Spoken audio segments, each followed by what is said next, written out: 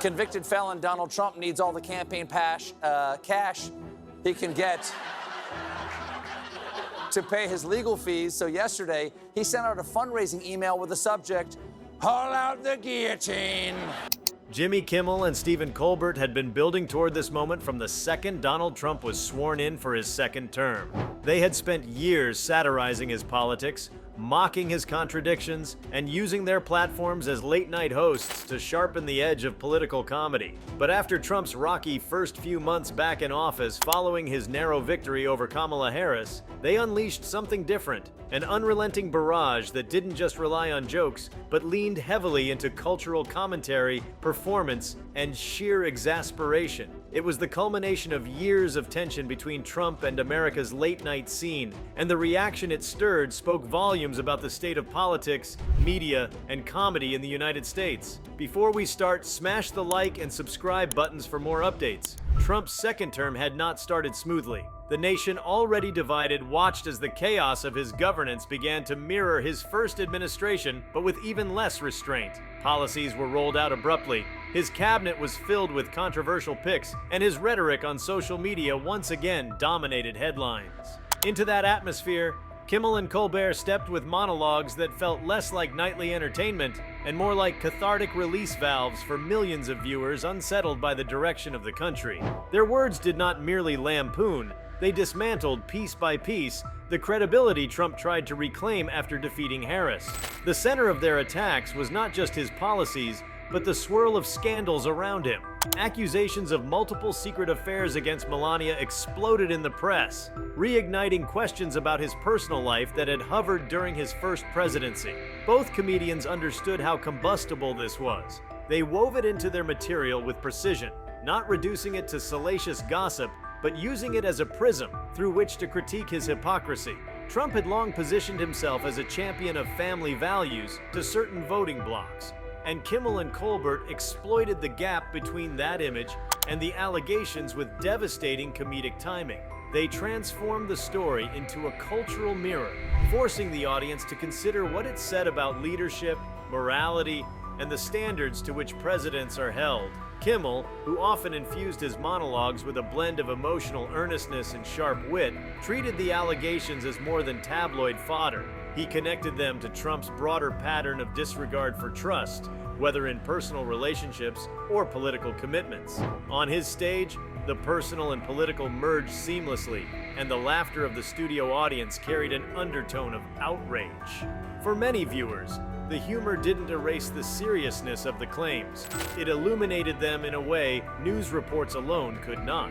Comedy became commentary, and commentary became indictment. Colbert, for his part, leaned into his trademark mix of intellectual playfulness and pointed satire. He contextualized the alleged affairs within Trump's long history of scandal, turning his monologue into a kind of narrative arc of repetition. The man who never changed, no matter how many times voters gave him power. By framing Trump as trapped in an endless loop of his own making, Colbert made the chaos of the administration feel both absurd and tragically predictable. The audience laughed, but beneath it was a recognition of how much weight the joke carried. Colbert's destruction of Trump came not only through mockery, but through narrative framing, an ability to show viewers the bigger picture by zeroing in on the smallest absurdities. Together, the two late-night hosts created a cultural one-two punch that transcended the boundaries of their shows. Clips circulated instantly across social media, turning their jokes into political sound bites consumed by millions who might never watch their full broadcasts. In that amplification, their words took on lives of their own. They weren't just jokes anymore, they became markers of resistance, shorthand for the collective frustrations of a fractured electorate. In the swirl of chaos, late-night television became an arena of accountability, filling a gap left by traditional politics. The spectacle also highlighted the evolving role of comedy in American democracy. No longer confined to entertainment, late-night shows had become alternative sources of news, interpretation, and moral commentary. The destruction of Trump on Kimmel and Colbert's stages symbolized how deeply embedded comedians had become in the national dialogue. The laughs mattered, but so did the subtext. Each punchline landed as both satire and judgment, blurring the line between humor and history. This dynamic was particularly important because Trump had long viewed himself as both politician and performer.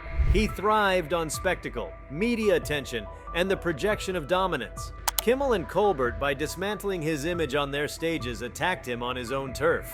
They turned the tools of entertainment against him, using the laughter of millions to puncture the aura of invincibility he worked so hard to cultivate. It was not simply about criticizing his policies or exposing scandals, it was about challenging the mythology of Trump as untouchable.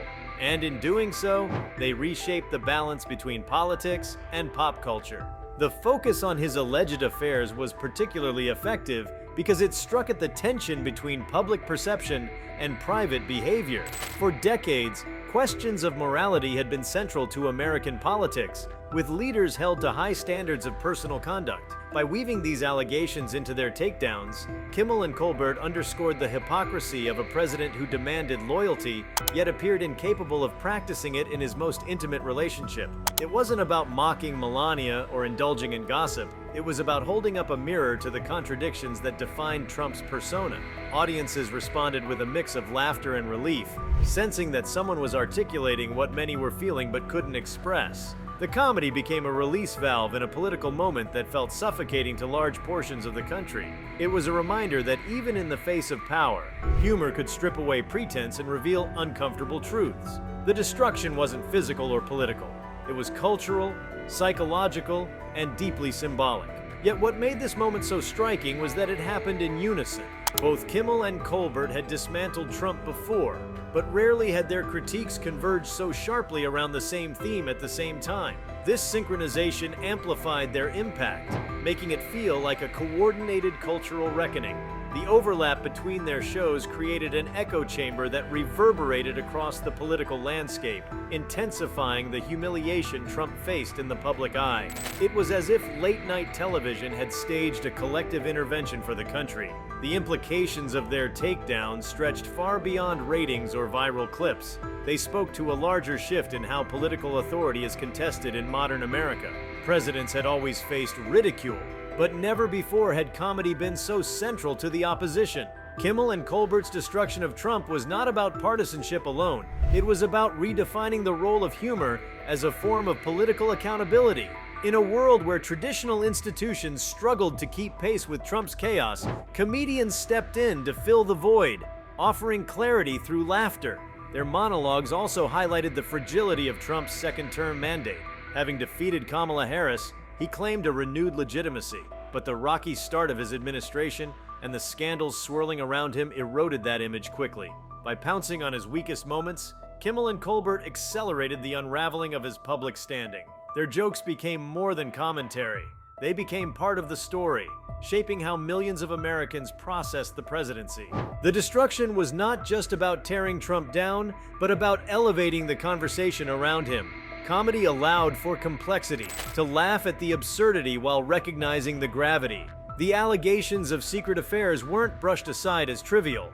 They were reframed as symbols of broken promises, hypocrisy, and the contradictions of power. In doing so, Kimmel and Colbert invited viewers to think critically while still laughing, a delicate balance that underscored their cultural influence. What unfolded on those stages was a reminder that in modern politics, image is everything. Trump had built his career on controlling narratives, but Kimmel and Colbert showed that comedy could wrest control away. By reducing him to a punchline, they stripped him of the grandeur he sought to project. It was a cultural leveling, where the most powerful man in the country could be undone by a joke, repeated and shared until it became part of the national fabric. That was the true destruction, not in policy or law, but in perception and memory. The event revealed the enduring power of satire in democratic societies. Humor has always been a tool of resistance, but in the age of Trump, it became something more, a lifeline for millions trying to make sense of chaos. Kimmel and Colbert's takedown was more than late-night television. It was a cultural moment that spoke to the anxieties, frustrations, and resilience of the American people. By turning scandal into satire, they gave the nation a way to process its disillusionment, laugh through its anger, and recognize the absurdity of power unchecked. And as the laughter echoed across the country, it became clear that the destruction wasn't just about Trump. It was about a nation grappling with its identity, its values, and its leaders. In mocking the contradictions of the president, Kimmel and Colbert illuminated the contradictions within the country itself. The implications were profound. And though the aftermath had yet to play out, the moment stood as a powerful testament to the role of comedy in shaping history. If you like this video, please give it a like and subscribe to our channel. Also, leave your comments below and tell us, what are your thoughts on Jimmy Kimmel and Colbert mocking Trump again? We want to hear from you. Thank you for watching, and see you next time.